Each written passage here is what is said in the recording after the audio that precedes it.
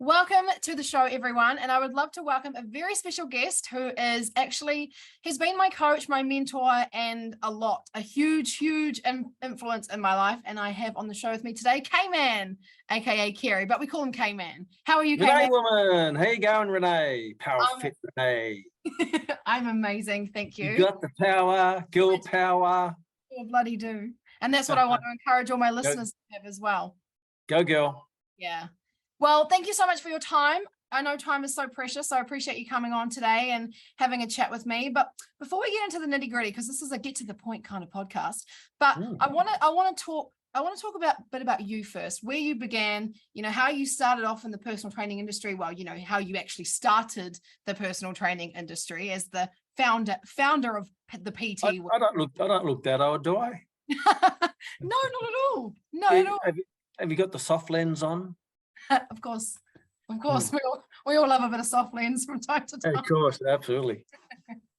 So let's talk about you. What's your history? What's your background? How did you start? And what sparked the passion for you? Oh, well, I guess all my life I've always, since a little kid, a little bambino, I've always been into sport and training and fitness, and I didn't really take too much to school. So going into class was like rest intervals for going back out into the sports playground. and did lots of all the sports as a young kid does. Obviously, long term, my main activity was martial arts, but I did all the football and all that. And you're coming to the end of school, and people putting this pressure on you about making a decision about what are you going to do for the rest of your life. You're going to go to university and all that stuff. And I had no idea, because nothing that I was really good at academically, even though I was really good at it, didn't really interest me. Yeah. I was very good at accounting, very good at economics. I got the prize for it. It's not because I worked hard, because my mind is just wired that way, maybe. But I had no interest in going down those paths, even though they were the obvious choices, and would become very successful. But I may have been also very successfully unhappy doing what I didn't really like. So I got some good wise words from my uncle, Uncle Alan, and he said, okay, man, do what you love. You never have to work another day in your life. And the only thing I loved was sport, fitness, and training. And the second half of my last year of school, I was always going to the gym. So I thought, if I'm going to go to the gym all the time, I might as well get paid to go. But that was back in the early 80s. So there wasn't really much of an industry or profession. I used to go to Bob's bodybuilding gym, and aerobics was just starting, and there's no big facilities and the 24-hour gyms and the personal training, the boot camp, none of that existed. It was just this bodybuilders and powerlifters. So there's no real opportunities there. But I knew that if I did what I love, I'd always find a way to make money out of it. And even though I may not make as much as I would have in other professions, at least I'd be happy doing what I love. Absolutely. So that's my chosen vocation, I suppose. And then from there, obviously, I worked in gyms, went to university. There weren't many degrees in exercise science back then. It was called human movement studies, and they called it the Mickey Mouse degree, because you didn't get a job at the end of it, because who would employ you? There's no gym instructors or anything like that. Even though I was fortunate to get one of the rare positions as a gym instructor on minimum wage. But I did a degree because I knew that this profession will open up. No reason why, I just had a good feeling. And before you know it, the profession grew. And then I was a part of that pioneering point of those growth in many times, not just me, but other pioneers who was good colleagues of mine. And 39 years later, here you go. Here I am chatting to you. Absolutely. And the really cool thing about, everything that you've done, and we're starting off on minimum wage, working in a gym, to now owning your own business where you actually help personal trainers become personal trainers. So I actually did my fitness diploma through Max, which is the company that Kman co-owns. And it was just the best experience I've ever had. I learned so much. I grew so much. And just a little side note here, if anyone is listening who wants to become a personal trainer, because I do know that some of my audience, do talk to me about it often, Max is the place you want to go. And Kman and Rowie and Steve are the coaches that you want to get yourself through any kind of personal training course. We love what we do, and we do what we love, and that's all we've ever done. So exactly. I guess it's our graduates, we work individually with the graduates ourselves to pass it forward. That's a big part of life, is pass it forward. Absolutely. And yes, the college has been in a position where I wasn't so much in the front line, but now we've made it small, personable, quality, connected. So I know all of my graduates, I know where they are, I know what they're doing, and I can chat to them like you on a Zoom call, So talking cool. about helping other people do what they love and have a career that they love. Exactly. And that's what's so cool about you, Kman. I just love what you and Rowie do and what you stand for. Now, there's one thing I really want to talk about today. And that is, now look, we don't have to mention your age, but you're in your 50s, right? I'm 57. Yep, 57. 57 years young. Exactly. Still lifting heavy weights. Halfway. No, you got plenty of years. But still lifting heavy weights and still training like a beast. Yeah, of course. I mean, as soon as you stop training, you start dying, right? Yeah, exactly. And that's why we should be exercising, and that's why we should be strength training and moving our bodies every day. So there's nothing constant in life. There's nothing constant. If you have a garden and you leave it, then it will go in the negative. It will grow weeds and deteriorate. Exactly. If you maintain it and service and look after it, it will last forever. And your body's the same. If you just leave your body and do nothing with it, it will deteriorate. Exactly. It's just what it does. So therefore, you have to consciously be always tending the garden, your body, your health, mental, physical, and then you can live a great life full of vitality and energy rather than just deteriorating away like you see a lot of old people do. Exactly. And so because of your physical lifestyle and maintaining that flourishing garden that you have, you're able to still compete in sport, and that is your mixed martial arts, and you're still competing, still winning, Yep, exactly. See, you don't need to be 25 to be competing in sport and winning. You can be 57 competing in sport, taking home the prize and inspiring people while you do it, which is so cool. I just love everything you do. And I actually used to do some training sessions with Kman when he was still in Auckland. And we were doing some bit of boxing and also I loved my sessions. Good kicks too. You're a good kick. Boom. Oh yeah. No one will want to mess with me, especially good roundhouse kick. I miss it so much. My hands are still bruised from holding the paddle. Yeah, exactly. Yeah, I love it. So with your training over the years, what is it that you've learnt in the fitness industry with the kind of exercises that you see people doing? What have you learnt to be the most effective? Well, the most effective are the ones that relate to the natural movement of the body. Absolutely. Yeah, we call them, I guess, functional exercises. Yeah. We have to be in this world where we're so connected and there's so much noise and opinions and views, and everyone wants to be at the front of the noise. Everyone wants to be the new influencer, I suppose, or the new guru. And so to do that, they can't be saying the same old things. So they keep coming up and making up all these creative things that create a lot of movement and activity. But when you look through the fog and the smoke and the mirrors of it, it's just silliness. It is. Because in my 39 years, anatomy and physiology hasn't changed. So people say, I've got a new exercise. It's, so what a new anatomy have we got? That is so true, though. Cars have four wheels, and I still got a biceps brachii and a triceps brachii and a quadratus lumborum and a supraspinatus and infraspinatus. So they're all the same. They've been the same, for all my life and for the rest of my life. And the joints are the same, whether it be a hinge joint or a bilateral joint or the ball and socket joint or whatever it might be, or a gliding joint. The joints are the same. Exactly. The tendons are the same, the muscles are the same, the movements are the same. And they're designed to move in certain ways. Certain joints are designed in certain ways, whether it be that joint's designed for leverage and speed or load and stability. So if you stick to the basics, you won't have to go back to basics. But people keep wanting to do abnormal things with joints that are not designed for those abnormal things because they want to impress other people on social media, or it's a party trick, or they want to treat that as a new form of advanced cutting edge training. But anyone who knows their anatomy and physiology, that's just a circus trick.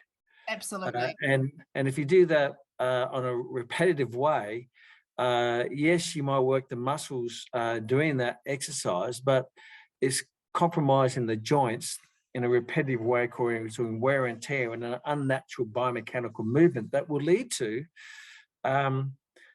joint degeneration, tendonitis, osteitis, capsulitis, whatever it might be. And I see it all the time. Just the other year or so, a friend of mine was doing all these crazy things, and they're still young. So when you're young, your joints are like rubber, they're durable and they move. But you keep doing that rubber will soon dehydrate, will start to crack and fragment. And before you know it, you got this degenerated joint suffering from rheumatoid or osteoarthritis. And there's so many people I see. One year they're jumping around, swinging around bars like chimpanzees, because as far as I know, I'm a human. I shouldn't be swinging around bars like a chimpanzee, because that's not how my joints are designed. If I made an animal walk like a human, then you'd probably wreck their joints. If you make a human try to perform like an animal, you're going to wreck our joints. And it's not long before they're going to physio or chiropractors, but they always blame something else rather than the activity that they're doing, when they could have done it far more effectively, safely, and efficiently. Absolutely. And that's one thing I really want to try and encourage all of our clients at the studio, but also all the people that I do have, here on my social media and also the podcast. I want to encourage them that these types of exercises that we see people doing are not going to serve them long term. Do they want to be healthy, fit, and strong for the rest of their life, or do they want to just feel in the moment, I feel like I'm getting stronger, I feel like I'm building muscle just for a short period of their life, realize that, it is actually giving them issues later on, and then they give up exercise altogether? I mean, you must see this a lot as well. Yeah, I mean, a lot of those exercises are led by the extremists, an extreme example is a poor example.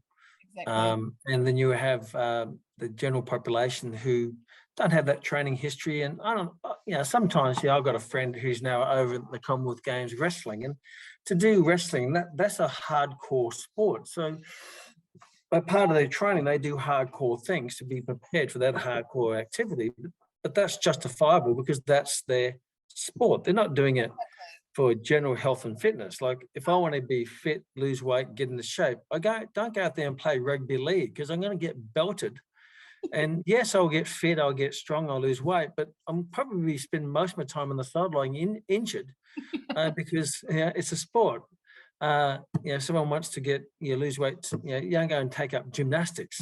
No. When you're young, you probably get away with it because you got rubber joints, but most gymnasts in their older age are suffering from arthritis. So Be careful not to, so if I do that extreme activity, I'll get an extreme result. No, you're just going to get an extreme injury. Yeah. Exactly. Like you say, these extreme things lead to extreme results. Well, poor extreme results, really. You have a look at, say, I was in a colleague's gym the other day, and there's a person there with a kettlebell, and they're just swinging it above their head, and they're bouncing down. And when I look at an exercise like that, I don't look at the muscles or the weight. I look at, with my X-ray vision, goes all the way through. I can see the skeletal system. I see the bones. I can see the joints, the cartilage. I see the capsule. I see the synovial membrane. I see the ligaments and the tendon. And then the last thing I see is the muscle.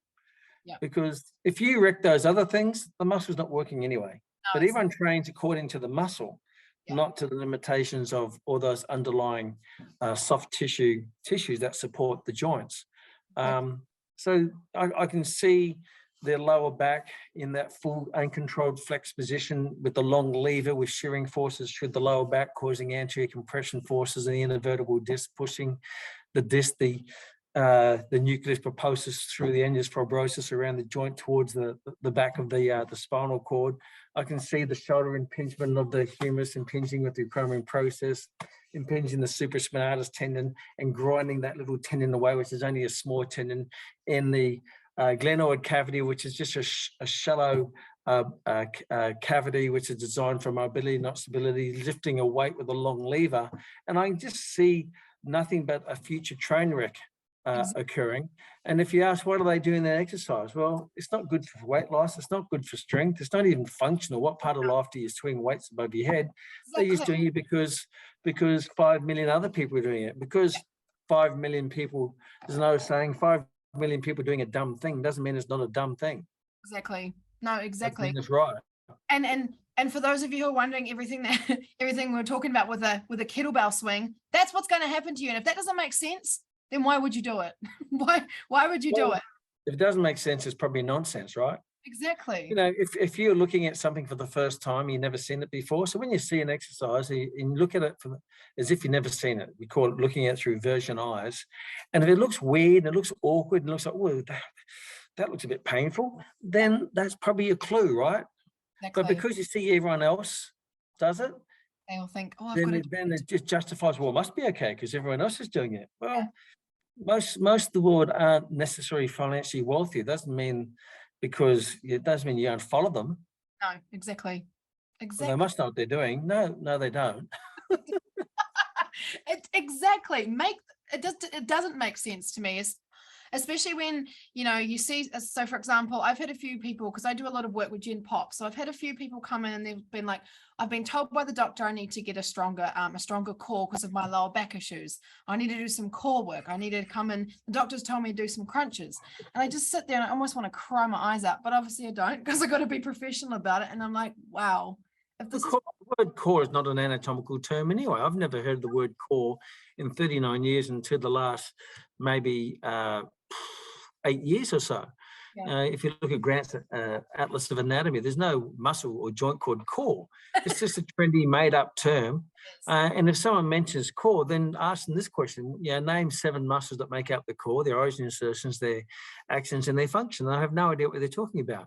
So when you're looking at, when the people are talking about core, they're probably referring more to what we call the axial system of the body, rather than the appendicular system, which is really your torso. And the muscles that support your torso and your girdles onto your torso, well, yes, you're looking at, and they do crunches, which is your rectus abdominis, which is the most less effective of the core muscles, that actually stabilizes your lower back and puts your pelvis in a proper functional position. The other muscles that are more appropriately designed to stabilize them will be your transverse abdominis, your external medial obliques, your multifidus, your rectus spinae, your quadratus lumborum, and so on. But even focus on the transverse, on the rectus abdominis, which is the least effective, and crunches doesn't even really work those muscles to stabilize your pelvis in the upright position, because you want core stability. The term means you just want full body stability in what position, not laying down on the ground, because what do you need stability laying on the ground? You can't fall down when you're laying down. No, and you can't lift your lower back while you're laying down. Exactly. You need it in the upright position. So if you're going to train all those multiple muscles, you train them in the upright position in a functional movement pattern, rather than laying on the ground doing a crunch, which in a dysfunctional position, causing a curvature or a flexion of the trunk, and the flexion of the lower back is in the main cause of lower back stability. The reason why a lot of people get lower back injury is because they sit all day in this flexed position, which causes constant anterior compression on your intervertebral disc and your lumbar spine that pushes it towards the back, where your spinal cord, over time, it cracks through the annulus fibrosus and starts to cause a prolapse disc, slip disc, herniated disc, whatever you want to call it, in that position. And then you get someone on the ground in that position and load it and repetitively. So what you're doing is you're accelerating lower back challenges by doing a crunch. Exactly. What crunches do is they crunch your lower back. Yeah, exactly. I love your wittiness when it comes to anatomy and just explaining exercises. It honestly makes the learning so much fun, and just understanding why we don't need to be spending our time in the gym doing these things, because there is such an effective way to train your body for the least amount of time as well. And that's one thing that people really, really value this day and age. Well, we should anyway, and that is time. So if you had, say you only had 20 minutes to do an exercise session, how would you encourage someone to use that 20 minutes as best they possibly can to get the most bang for their buck in that 20 minutes to get the best training session for them? A strength training session or? Strength training session, yeah. Well, 20 minutes is a long time, isn't it? It is. That's what I mean. My session's about 8 minutes. and Kman is a beast. He is strong. He is fit. Yeah, I mean, yeah, how many times you need to flick a match to light it? Just once, right? If you do it properly. Yep. How many times you need to hit a nail into the wood? If you hit it properly once, you don't need to keep hitting it, because then you're just going to damage the wood. Yes. You know, so when it comes to exercise is a stimulus. You know, so the quality of the stimulus, the greater the physiological reaction, therefore the greater the physiological response, and what we call overcompensation. So if you wanted to, you know, because we're in a time-starved world, and some people got nothing better to do with their life than hang out in the gym for hours, and that's fine. That's how it's a part of their social agenda, and I understand that. I used to be like that when I was young, training very ineffectively. And it's funny that I was talking, communicating with a person just over the strong end. We call it strong end, not weekend. And he just competed in a bodybuilding championship. And he shared his photos, and I shared some photos when I competed, you know, when I was 47. And he said, man, you're so ripped and muscular. What'd you do? And he's quite surprised. I said, well, I trained with a group of mates of mine, and we all got medals in that competition. We did it more for fun. Yeah. And he said, we only train weights once a week. We just followed a calorie controlled diet. We didn't do any supplements. And we did a little bit of a high intense cardio, and that was it. And as compared to what most people would do, 2-3 hours in the gym every day, 6 days a week, lots of supplements, lots of walking on the seashore, picking up seashells and all that stuff.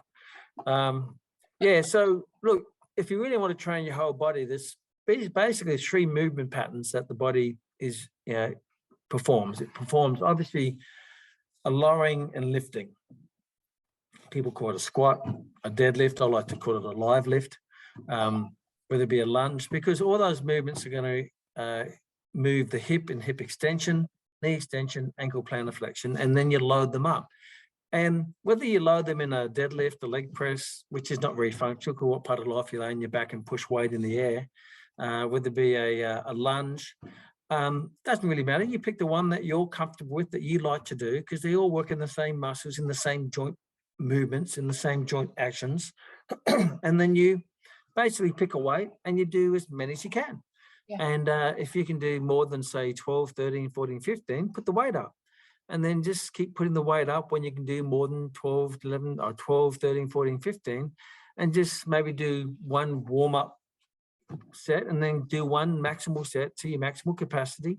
Don't stop at 14 if you can do 15. Just keep going till you cannot mentally, physically do any more within your level of comfort. And that's your legs done. Then you may pick a push exercise where you push. It won't be a bench press, a push up, a dip. Same principle. Get a weight, body weight, and do as many as you can. And when you can't do any more, do another one. Yes, because results start when you want to stop. Yep.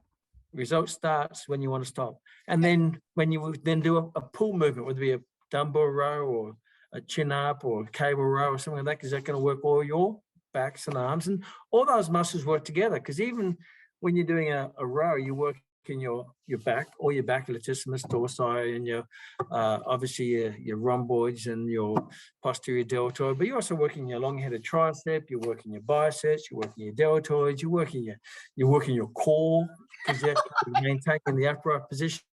As you get stronger in those movements, you have to get stronger in the core, because they're all connected. You can't drive your car and use one wheel, not the other 3. They all work together. One gets stronger, they all get stronger.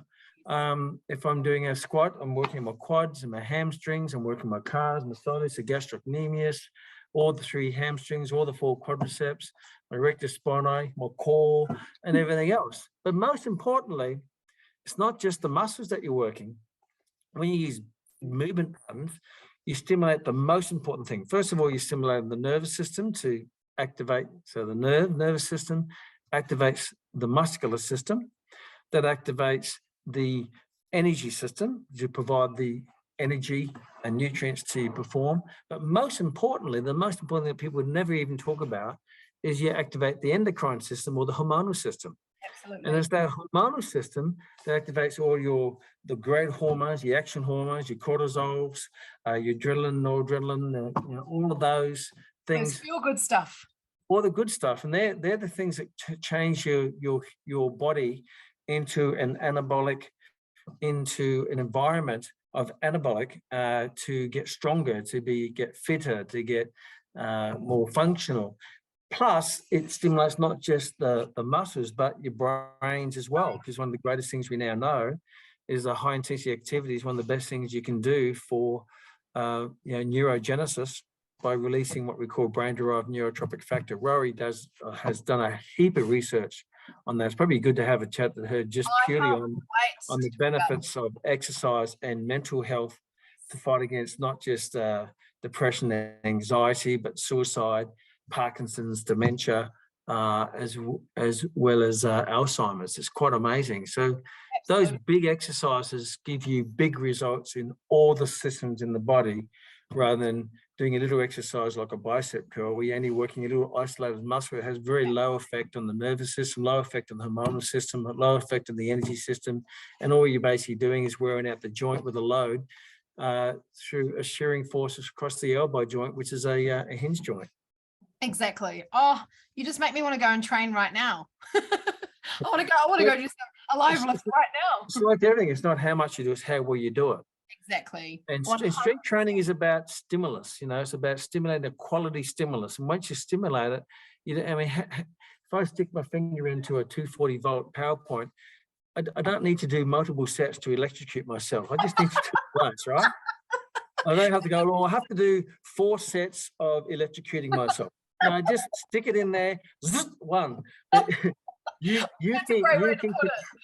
can control the currency and the intensity of the activity by just doing 1 set, maximal weight that is relevant to you. And everyone's different, understand that. What is light for one person is heavy for the other, and vice versa. But if you pick the weights relative to you, and you put your heart and soul into it, and you go to what we call your threshold, your relative intensity, and then next time you come back, you try to do more repetitions, or you put a little bit more weight on, and you go out to the level of strength, what we call optimal strength. When you reach that optimal strength, and I've reached it now, I don't need to be any stronger to do what I do. And I compete at international stage in martial arts, but I don't need to be any stronger because I'm not a powerlifter. I'm a martial artist, so I don't need to be as that high level of strength, because I hit people and throw people rather than lift a heavy bench press or a deadlift. Yeah, he's got a good and once you reach that, you just maintain it. It's like when I brush my teeth. I'm not trying to get my teeth better. I'm just trying to maintain my teeth by brushing them every day, and doing it well, and doing it every single day. Now, strength training, the beautiful thing, you don't have to do it every day. No. You do it once, twice a week, and that's all you need to do. And the rest of the week, you do other physical activity things that you enjoy. Like your gardening and whatever it is that you love, running around with your kids, playing soccer, or even rock climbing, hiking, whatever it is you enjoy. And that's general activity. If you want to get fitter, then you might do some interval training. You find a little hill, hop on your bike, and you go as hard as you can for as long as you can. When you get puff, you stop, slow down, catch your breath, and go again. Okay. Go hard as you can, as fast as you can. When you lose it, catch your breath, stop, slow down, catch your breath, go again, and do as many repetitions as you can fit in. It might only be 1, might be 2. One's better than none. Might be 2, might be 3, might be 4. Mix it up with different exercises. But the goal is to get your heart rate up to at least 90% of your capacity, and then you're going to get physiological changes. Absolutely. It's mentally and physically. Mentally is just so important. I have to just say this one thing. I've got these 2 clients that have just started with me. They're 80 years old. And they're just incredible. 2 females, they come together, they're best friends, they train twice a week. And they've been training now for about 8 weeks. And they're like, I just feel so good. The fact that they're coming to the studio together is one thing for the mental health, but the movement that they are doing, I'm just seeing smiles on their faces. I'm seeing just the energy. They've just lit up, and it's so awesome. The best results you're going to get are with the more mature. Oh, absolutely. There's so much capacity, and the adaptations are more neurological rather than building muscle. Absolutely. But they increase their strength quite dramatically. And one of the biggest challenges I see when people train the mature and motivated is they wrap them up in too much cotton wool. They train them like they're dead. They train them like they're made of crystal. I know. But a lot of them, by the elderly, they still have young minds. So you can actually push them far more than what you think, and they're going to get better results out of it. As long as you maintain good form, good technique, and progress, you can actually get some, get them really, really strong. Oh, But absolutely. lifting little weights that are lighter than their handbags isn't not going to work. Absolutely not. This one lady I've got, so she's one of the 80-year-olds. She lives on a farm on her own. Husband's long gone, so she's just living her best life. Bought a farm, lifting massive hay bales every single day. So when she's coming into the studio, we're doing, heavy cable rows, and she's just started to be able to do a squat effectively, getting up and down off a chair so amazingly. And I'm getting ready to add some weight to her squat next time she comes. And it's just so fantastic to see that someone that age is putting in effort. And that's what the body's designed to do. Absolutely. The body is designed to move, to lift, to be under pressure, because pressure makes diamonds. The body's not designed to sit. No. It's not designed to be sedentary. It's designed to hunt, gather, we're still designed that way physiologically. Absolutely. Even mentally, we're still designed that way. And that's probably one of the reasons why the community suffering so much from mental health, because we're not doing what's naturally embedded in our DNA. We've actually been convinced to take it easy, chill out, be sedentary, everything has to be remote. No, we're supposed to go through hardship. Hardship makes you strong. It builds resilience. Builds resilience, and that's going to help you to push on mentally, through life. Mentally, your body will only go where your mind will allow it. But sometimes the best way to test the mind is to pressure the body. Absolutely. It's incredible when you see people that are training consistently and training well over a period of time of a year, what actually changes in their life. Not only does their health improve, their income improves, their energy levels improve. So they start doing other things in their life that they never thought they would do. And it all starts with exercise. It really does. True. Moving your body, because like you say, it all starts with the most important thing, which is your home where you live. Exactly. The only home you're going to have forever, right? You might live in a house for 5 years, but the body that you have, that is your forever home. So we need to be looking after it. We need to be training it right, feeding it right, making sure that we're doing things that the body's made to be doing, like moving more and not sitting at home and dwelling about how shit your life is, like yeah. Well, look, it can be amazing. If you're sitting home thinking your life's shit, well, hop on the treadmill and you feel better after. Yeah, you do. Movement makes you feel so much better. I remember one of my good friends, and he used to be my actually supervisor when I did my master's degree in exercise science, and he became a business partner, a very lifelong friend, Professor Robert Newton, and he travels the world doing a presentation on the latest research on the benefits of exercise in medicine. His specialty is the area of cancer, which I won't go into, but it's all positive, by the way. But the name of his talk is "Medicine is Exercise and Exercise is Medicine." Yes. Exercise is the greatest medical intervention you can do to fight disease that has nothing but positive outcomes, mentally, physically. Fights every disease, it cures every disease, and it has no adverse side effects. Absolutely. So why aren't we doing it? Why aren't we doing it more? People, people, unfortunately, we've been conditioned to go for a pill rather than go for a run. Exactly. Imagine if everyone went to, an exercise professional for, if they weren't feeling well, or they're having low energy, or if they had issues with their lower back or whatever, they just went to an exercise professional that taught them how to live a healthy life that was active.